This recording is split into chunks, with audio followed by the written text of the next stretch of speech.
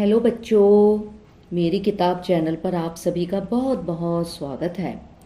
बच्चों, पिछले पाठ में हमने मीरा के पद के अंतर्गत मीरा के परिचय के विषय में जाना था, पद के विषय में चर्चा की थी। आज हम अपने इस पाठ में इससे संबंधित प्रसंग, व्याख्या, विशेष और प्रश्न उत्तर, शब्दार्थ आदि पर चर्चा करेंगे। ठीक है बच्चों, तो शुरू करते हैं। बच्चों, मीराबाई के इस पाठ में 2 पद हैं। ठीक है, अब हम आपको बारी बारी से दोनों पद समझाएंगे। पहले हम पूरे लेसन के जो शब्दार्थ हैं वो हम आपको बताते हैं। ठीक है। भीर कष्ट पीड़ा, चीर वस्त्र, नरहरि ड्रेसिंग रूप, गजराज इरावत हाथी, कुंजर हाथी, महरी हमारी। आपके पाठ में ही आए हुए हैं सारे, आप इनको ध्यान से समझिए, आपको याद हो जाएंगे। भीर पीड़ा, कष्ट दुख, चीर वस्त्र, धरियो धारण, कुंजर हाथी, बिंद्रावन वृंदावन, रहस्यु रहु, राख्यो रखो, बूढ़ता डूबना, लगास्यु लगाऊंगी, घड़ा घना, सरसी हर्षी, हिवड़ा हृदय, कुसुम्बी केसरिया। ये इस पाठ के शब्दार्थ हैं जो कि कुछ मुश्किल शब्द हैं। आप इनको 3-4 बार सुनेंगे बच्चों, आपको आसानी से याद हो जाएंगे। अब हम आगे बढ़ते हैं और अपने पद पर चर्चा करते हैं। पहला पद है हरि आप हरो जन री भीर, द्रौपदी री लाज राखी आप बढ़ायो चीर, भगत कारण रूप नर हरि धरियो आप शरीर, बूढ़ तो गजराज राखियो काटी कुंज, पीर दासी मीरा लाल गिरधर हरो महरी भीर। सबसे पहले हम इसका प्रसंग लिखेंगे, फिर व्याख्या, फिर विशेष। प्रसंग वैसे ही आएगा कि प्रस्तुत पद हमारी पाठ्य पुस्तक स्पर्श के मीरा के लेसन से लिया गया है और यह पद कृष्ण भक्त कवयित्री मीराबाई द्वारा लिखा गया है या रचित है। इसमें मीराबाई ने प्रभु से जन जन की पीड़ा को हरने की प्रार्थना की है। फिर हम इसकी व्याख्या पर आएंगे। पहले हम लिखेंगे प्रसंग, फिर व्याख्या, उसके बाद विशेष। व्याख्या क्या है? मीराबाई कहती हैं कि हे प्रभु, आप लोगों के मन की पीड़ा को हर लेते हो। आपने तो द्रौपदी के चीर हरण के अवसर पर उसके वस्त्रों को इतना बढ़ा दिया था कि दुशासन के हाथों लज्जित होने से द्रौपदी बच गई थी। आपने तो भक्त प्रहलाद को बचाने के लिए नृसिंह का रूप धारण कर लिया था और अपने प्रण की रक्षा की थी। श्री कृष्ण ने ही डूबते गजराज को बचाया था। हे प्रभु कृष्ण, आपने तो डूबते हुए गजराज को भी बचाया था। कुंजर यानी कि हाथी का कष्ट दूर करने के लिए आपने मगरमच्छ से उसकी रक्षा की थी और उसको जीवन दान दिया था। मीराबाई तो गिरधर यानी कि श्री कृष्ण की दासी हैं, अतः मीराबाई की पीड़ा को कम कर दीजिए, मीराबाई की पीड़ा को हर लीजिए। हे कृष्ण, वैसे ही मेरे दुखों को भी हर लीजिए। मैं आपकी दासी हूँ, मेरे दुखों को हमेशा के लिए खत्म कर दीजिए। अब विशेष में क्या आएगा देखिए। अब विशेष में आता है बच्चों, नंबर 1 मीरा की कृष्ण भक्ति प्रकट हुई है। नंबर 2 पर आएगा अनेक उदाहरण देकर उन्होंने अपनी बात को समझाया है। 3 पर आएगा ब्रज और राजस्थानी भाषा का मिला जुला रूप प्रयोग किया है। ठीक है बच्चों, अब इसके साथ ही हम इसके प्रश्न उत्तरों पर भी चर्चा कर लेते हैं, क्योंकि बच्चों ये अभी आपके सामने जो पद है इसके अगर हम साथ साथ प्रश्न उत्तर लेकर चलते हैं तो हमें सरलता से याद हो जाएंगे। ठीक है, तो पहला प्रश्न है, कौन किसकी पीड़ा हरने की प्रार्थना कर रहा है? उत्तर, कवियत्री मीराबाई संसार के लोगों की पीड़ा दूर करने की प्रार्थना श्री कृष्णा जी से कर रही हैं। नंबर 2 है, किसने किसकी लाज क्या काम करके बचाई थी? उत्तर, श्री कृष्ण ने द्रौपदी का वस्त्र यानी कि साड़ी बढ़ाकर उसे भरे दरबार में लज्जित होने से बचाने का काम किया था। दुशासन ने भरी सभा में द्रौपदी का चीरहरण करके उसे अपमानित करने का प्रयास किया था। जब द्रौपदी ने अपनी सहायता के लिए श्री कृष्ण को पुकारा, तब श्री कृष्ण ने उसकी साड़ी को बढ़ाकर उसकी लाज बचा ली थी। तीसरा प्रश्न है, नरहरि रूप धारण कर किसने किसकी रक्षा की थी? उत्तर, नरहरि यानी कि नरसिंह का रूप धारण करके श्री कृष्ण ने भक्त प्रहलाद की रक्षा की थी।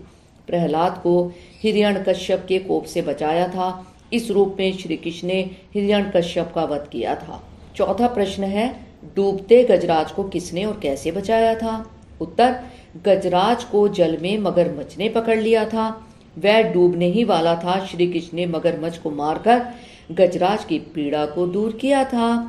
पांचवा प्रश्न है, मीराबाई किस रूप में क्या प्रार्थना कर रही हैं? उत्तर, मीराबाई स्वयं को श्री कृष्ण की दासी मानकर अपनी पीड़ा को दूर करने की प्रार्थना कर रही हैं।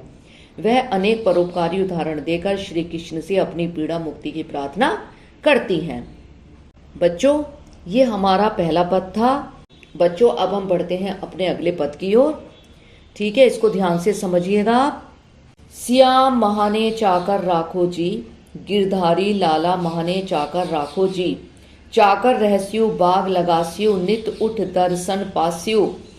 बिंद्राबन री कुंज गली में गोविंद लीला गास्यु। चाकरी में दर्शन पास्यु, सुमरण पास्यु खर्ची। भाव भक्ति जागिरी पास्यु, तीनू बाता सरसी। मोर मुकट पीतांबर सोहे, गल वैजंती माला।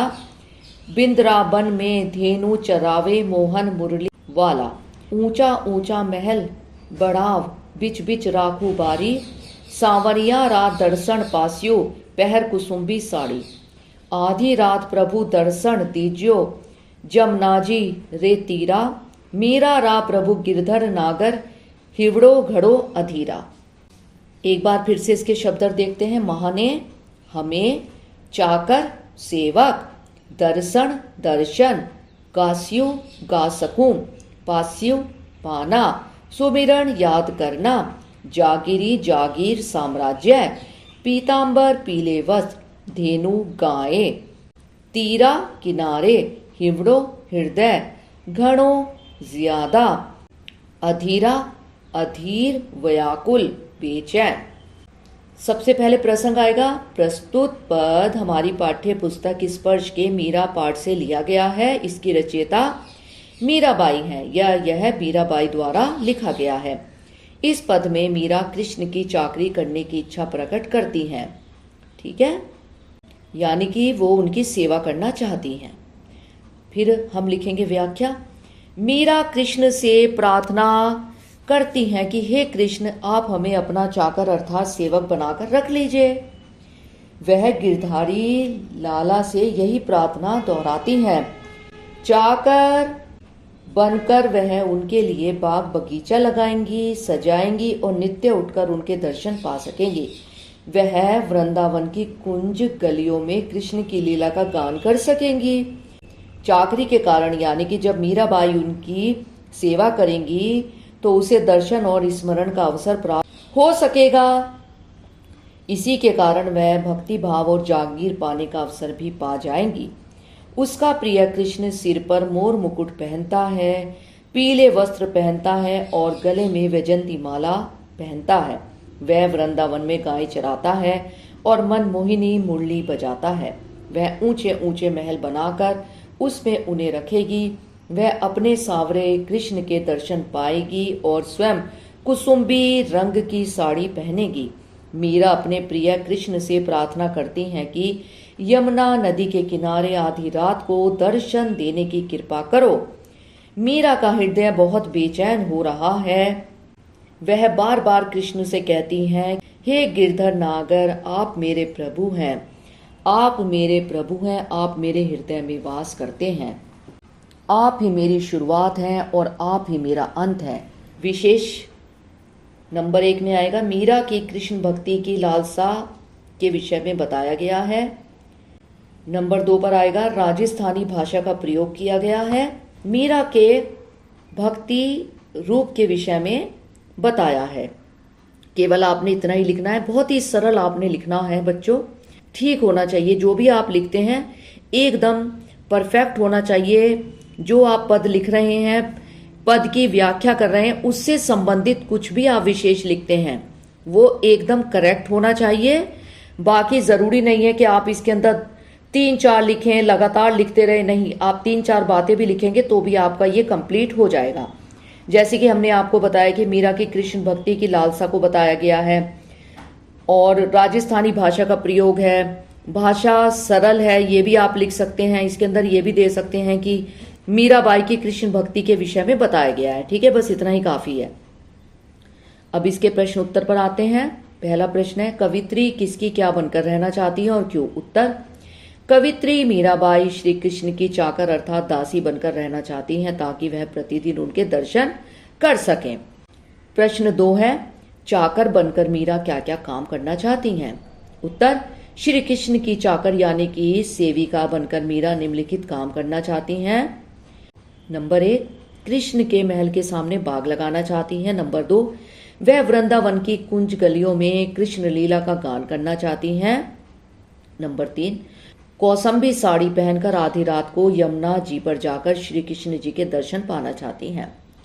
प्रश्न 3 है भाव भक्ति जागीरी पास्यों का भाव स्पष्ट कीजिए। उत्तर, इसका भाव यह है कि मीरा अपनी भावपूर्ण भक्ति को अपने जीवन की सबसे बड़ी जागीर मानती है, सबसे बड़ा धन मानती है। कृष्ण की सेविका बनकर उसे भक्ति भाव का सर्वोच्च सुख प्राप्त हो सकेगा। चौथा प्रश्न है पद के आधार पर कृष्ण के रूप सौंदर्य का वर्णन कीजिए। उत्तर, कृष्ण का रूप मनभावन है। उनके मस्तक पर मोर के पंखों का मुकुट शोभित है। वे पीतांबर अर्थात पीले वस्त्र पहनते हैं। उनके गले में वैजंती माला शोभायमान है। गायों को चराते हुए उनकी शोभा देखते ही बनती है, बहुत ही सुंदर दृश्य लगता है। प्रश्न 5, मीरा अपनी क्या इच्छा प्रकट करती हैं? उत्तर है मीरा अपनी यह इच्छा प्रकट करती हैं कि वह ऊंचे ऊंचे महल के झरोके से सांवरिया कृष्ण के दर्शन पाती रहें। कुसुम्बी रंग की साड़ी पहनकर आधी रात को यमुना तट पर जाकर श्री कृष्ण से मिलना चाहती हैं। इसके लिए उनका हृदय बहुत बेचैन हो रहा है। छठा प्रश्न है इस पद में से अनुप्रास अलंकार के 2 उदाहरण चुनकर लिखिए। यानी कि जो हमने दूसरा वाला पद आपको अभी समझाया है, इस पद से संबंधित यह प्रश्न है। इसके अंदर देखिए ये आया हुआ है प्रश्न कि इस पद में से अनुप्रास अलंकार के 2 उदाहरण चुनकर लिखिए। मोर मुकुट माँ वर्ण की आवृत्ति हुई है। मोहन मुरली वाला माँ वर्ण की आवृत्ति। ठीक है बच्चों, अगर ये आता है तो आपने इसका उत्तर इस तरह से दिया है मोर मुकुट, और मोर माँ और मुकुट माँ, तो माँ वर्ण की आवृत्ति हुई है। मोहन मुरली वाला माँ और मुरली, माँ और माँ, मोहन और मुरली, 2 में माँ वर्ण की आवृत्ति हुई है। ठीक है बच्चों, तो ये अनुप्रास अलंकार के 2 उदाहरण हैं। 7वां प्रश्न है बीच बीच में कौन सा अलंकार है? उत्तर, बीच बीच में पुनरुक्ति प्रकाश अलंकार है। बच्चों आप ये प्रश्न उत्तर कई बार सुनेंगे, आपको सरलता से याद हो जाएंगे। अगले पाठ में हम इस लेसन के जितने भी छोटे बड़े प्रश्न उत्तर हैं वो आपको समझाएंगे। आप अगले पाठ तक इनको समझिए और आपका यदि कोई भी प्रश्न है आपको समझ में नहीं आ रहा है तो आप कमेंट बॉक्स में कमेंट कर सकते हैं और हमें बता सकते हैं, हम आपको समझाएंगे।